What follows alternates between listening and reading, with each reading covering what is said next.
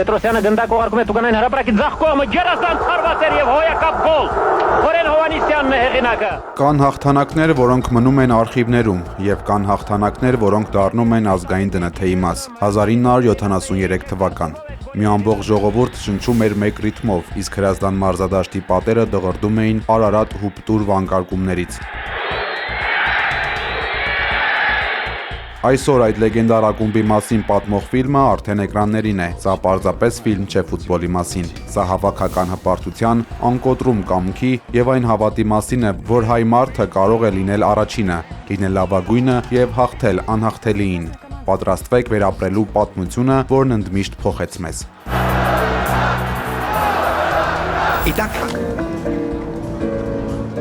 Ֆիլմի ծնունդը գլխավոր պրոդյուսեր Վալերի Սահարյանի տարիների երազանքն ու աշխատանքն է։ Նա ամեն քայլ է քննարկել է լեգենդար Նիկիտա Սիմոնյանի հետ, ով ցավոք չի հասցրել տեսնել պատրաստի ֆիլմը, բայց օրհնել է դրա ստեղծումը։ Այն օրը, երբ որ ինձ մոտ եկավ այդ միտքը նկարահանել Արարատ 73 ֆիլմը, առաջինս ես իր հետ եմ կապնվել, իր հետ խորհրդակցել եմ երկար տարիներ, երբ որ մենք աշխատում ենք սցենարի հետ,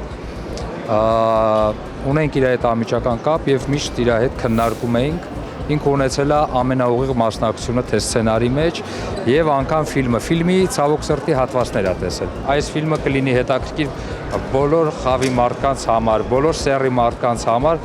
Համոզված եմ, որ կանայք շատ կսիրեն մեր ֆիլմը, համոզված եմ, որ ֆուտբոլի սիրահարները շատ կսիրեն մեր ֆիլմը եւ նաեւ համոզված եմ, որ մեր հայ ազգի համար այս ֆիլմը այսօր թթվածինի նման կարեւորություն ունի։ Ֆիլմի ռեժիսոր Մհեր Մկրտչյանի համար սա պարզապես հերթական աշխատանքը չի եղել, խոստովանել է հենց ռեժիսորը։ Նա ստիպված է եղել դերասանական խաղը միայուսել իրական սպորտի հետ, ստեղծելով մի միջավայր, որտեղ կեղծիքը անթույլատրելի էր։ Ռեժիսորի խոսքով ամենաբարդը ոչ թե տեխնիկական լուծումներն էին, այլ այն էներգետիկան, որը պետք էր արթնացնել նկարահանման հրապարակում։ Մեր մոտ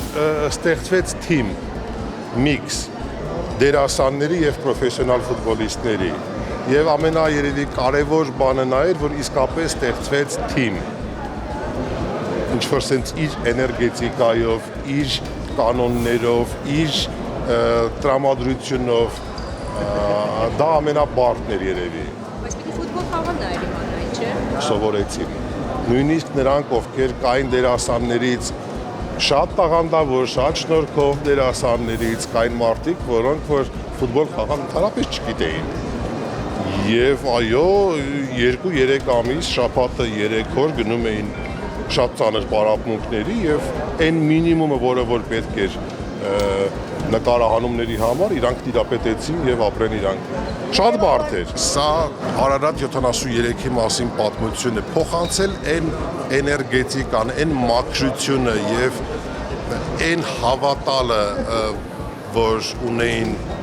հիմա կարող ասեմ տղաները, բայց արդեն մեր համար տղաներ չեն նրանք, որ երբ որ հավատում ես, հնարավոր է հաղթել։ Դա շատ կարևոր է։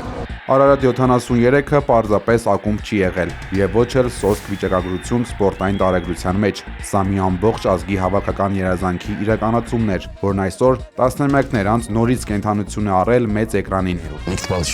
Вы же хороший тренер, да.